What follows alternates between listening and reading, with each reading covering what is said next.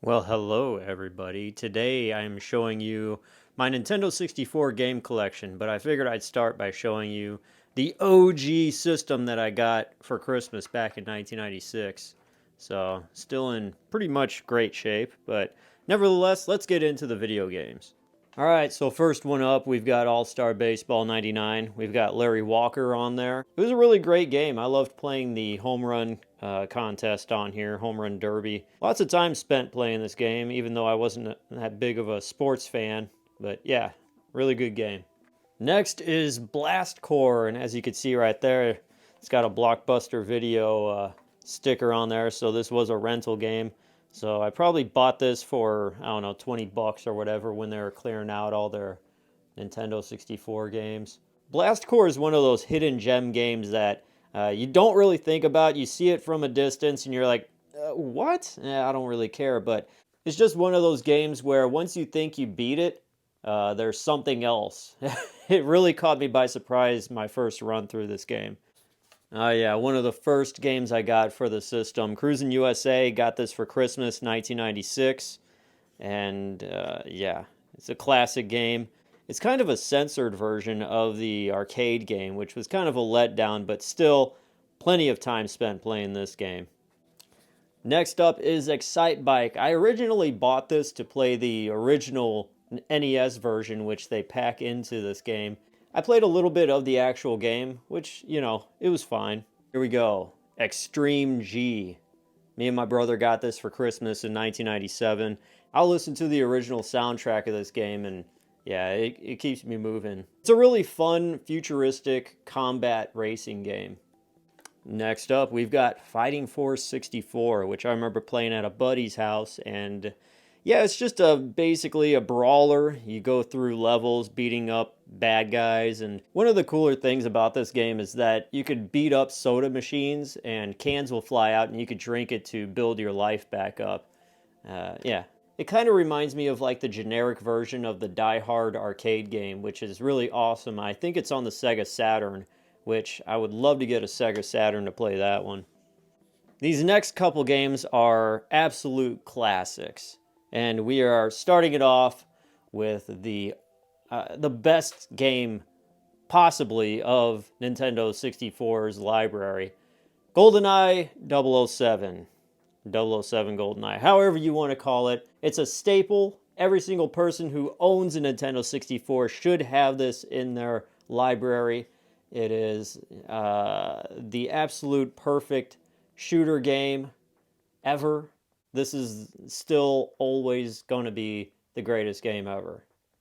This game, I have spent so many hours, days. I even married a woman in this game, and it is Harvest Moon 64. This is actually a fairly rare game, and you're going to spend quite a bit of money to get a copy of this.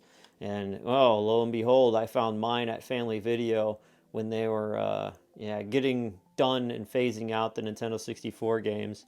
I think I got it for 20 bucks. I also got the box and the instruction manual as well. And yeah, this is, you get lost playing any Harvest Moon game, but I remember this one for sure. I think I married Ellie in that game. I think that was her name. But yeah, she was the one that worked in the bakery. And as you know, I love my sweets, so gotta marry a woman who bakes. Next up, we've got Madden 2000. I guess I learned what football and how football worked, the whole sport itself, American football at least. And I always remember playing as the team, the Sugar Buzz, which they came from Hoboken, New Jersey. Why do I remember that? I have no idea. But yeah, Madden 2000, a really great game. And of course, the standard classic, gotta have it, Mario Kart 64, enough said. All right, Mission Impossible, a very underrated game.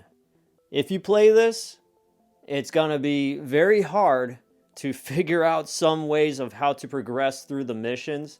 But once you do and you figure out the entire game and be in a million miles of frustration, you take your second run through the game and it's far more enjoyable. This is a sleeper hit. It is definitely a hidden gem. And I really do think if you have not played Mission Impossible, Go back, try to find this, play it, and well, now it's the age of the internet. You can look up whenever you get stuck. But me as a kid back then playing this, you're just ripping your hair out and you're just going to random things and you finally figure it out. Once you do, it's so rewarding. But yeah, Mission Impossible is definitely a good one. Okay, I'm going to be honest. NFL Quarterback Club, I got this at a yard sale like 10 years ago and I've never played it. Pilot Wings 64. This game is one of the first Nintendo 64 games to release with the system back in 96, next to Super Mario 64. And I don't really have many memories playing this, as I got this later on from GameStop. It was 10 bucks used then. And, I played it a little bit. It was pretty cool here and there, but yeah, I think the most memorable thing is you actually have wings for arms and you could fly around this island. And yeah, that's probably the most memorable thing I could think of about the game. Oh, God. Of course, Tom Clancy's Rainbow Six. Me and my buddies Jake and Jesse, we would play this all the time, almost religiously. We would have like a system down pat in some of these levels, and we would just go through, and no matter how many times we get shot in certain levels, we just keep playing the same thing over and over again. It's a very tactical shooter, first person, and it's a solid hit. Really great game. All right, next up we've got Rampage World Tour. I remember my brother and I, summer of '98, when mom and dad would be at work, we'd just be playing this the entire time, all throughout the day. And yeah, it was really fun. It's an up-to-date 3D twist on the old arcade classic, and it's definitely a good one. This game, Resident Evil 2, I got as a Christmas present from my uncle. This cartridge is super heavy because Nintendo 64 cartridges weren't meant to hold as much data as what Resident Evil 2 had. But I don't know if they added extra stuff into it or not, but yeah, it's a lot heavier, and this is a game I've played a million times over and scared myself half to death playing in the dark. Definitely worth it. A good game. Next game up is South Park. This game was kind of a letdown because as a kid, when you hear that a South Park game is coming out, you think you're actually going to be able to see the character you're controlling. But no, this is actually a first-person shooter, I guess, in a way. And the controls are much like how you play Turok Dinosaur Hunter. And the one thing I remember the most about this game is there's turkeys everywhere. I think you can go into a toy store, which is pretty cool. And the snowballs that you can throw at your enemies, you could pee on them and throw yellow snowballs. So, yeah. All right. Next up is South Park Chef's Love Shack, which this is like a game show style game where you answer trivia questions and then you could play mini games, and they're all South Park themed with the characters and all that. It's a decent game. I actually like playing it. Had a lot of dirty, funny jokes in it. Next, Star Fox 64, which included the Rumble Pack within the box. And yeah, I played it a little bit. It is what it is. Star Fox 64. Next up, it's Star Wars Shadows of the Empire, and this game is very frustrating. Playing as Dash Rendar, trying to control everything with the N64 controller and do all the things you need to do within this game to beat it. It's next to impossible. It's a very challenging game. I think this is actually my brother's. So I just want to let him know, hey, if you're watching this, bro, anytime you want to play it, I got it safe. It's here. Next up, we've got Super Mario 64. No Nintendo 64 game library is complete without it. I remember getting the game for Christmas 1996, and it was the original one, but we had lost that cartridge throughout the years, and I rebought it. But this is the Player's Choice Million Seller version, which is a later on version after the game obviously sold 1 million copies. So, Yeah, Super Mario 64. It's a classic. Gotta have it. And enough said. All right, so if you want to talk about one of the most painfully confusing and challenging games to ever try to beat, on the Nintendo 64 at least, it's none other than Mortal Kombat Mythologies Sub-Zero. I love it and I hate it at the same time, and very rewarding after you beat it and you could say you're done with it. Next up, we've got Tony Hawk's Pro Skater. This is a classic, obviously. There's been so many hours spent playing this game. I would turn the volume down on the TV and just play my own favorite music as I just play this game. And then, what's better than Tony Hawk Pro Skater? Well, Tony Hawk Pro Skater 2. This game added a lot more tricks and things that you could do in the game. This came from Blockbuster Video, if you could read on there, but yeah. Tony Hawk Pro Skater 2, just as good as the original. Next, we've got Turok Dinosaur Hunter. I got this summer of 1997 for my birthday, and I love the music. The soundtrack in this game is really dark, a lot of blood, very, very graphic, and it's fun to play. Just a lot of fog. Next is a game I don't have much experience playing, but I got it at Blockbuster Video when it was on sale for a couple bucks. And it's Wayne Gretzky's 3D Hockey. Part of the collection anyways.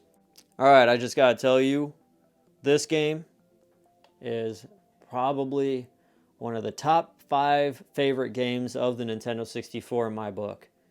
WCW NWO Revenge. This was the game that everybody wanted who watched wrestling at the time. This is just a hands down true wrestling game classic. It has the Wolf Pack in it. It's just the perfect game for everything. WCW NWO Revenge was the second WCW game, and this one was the first one, WCW versus NWO World Tour, which it was decent, but it was, I think, the very first WCW game for the Nintendo 64. So they were just testing the waters, but they definitely improved on Revenge. I don't know where I got this, but WWF Attitude wound up in my collection somehow, and I don't think I've ever played this game. So there's that. And the final game of the collection, 007, The World Is Not Enough. The multiplayer in this game is very underrated. It's fun to play, especially in the bank level where there's the elevators. So much time had been spent there, me, Jake, and Jesse playing multiplayer on there. The single player mode is actually really cool too. And that is it. My entire collection of Nintendo 64 games. But since you lasted this long in this video, I'm going to show you a couple more items in the collection. Bonus item number 1 is a Game Shark Pro. Now this worked as like a Game Genie for the Sega Genesis and Super Nintendo.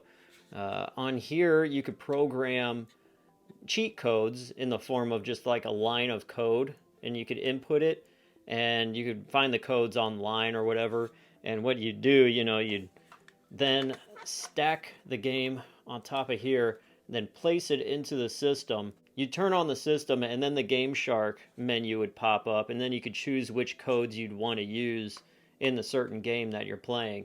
And now the final item of my Nintendo 64 collection is Animal Crossing, which didn't come out for the Nintendo 64 in America, but it came out in Japan. And yeah, it's still boxed up and everything. And the game actually came out in North America, but it came out in the form of a GameCube disc for the next console after the Nintendo 64. So yeah, the only way you could get Animal Crossing on Nintendo 64 is if you have this Japanese version, and I think a Japanese console. But yeah. So there you go, guys. That is my Nintendo 64 collection. Thank you for watching, and I will see you next time.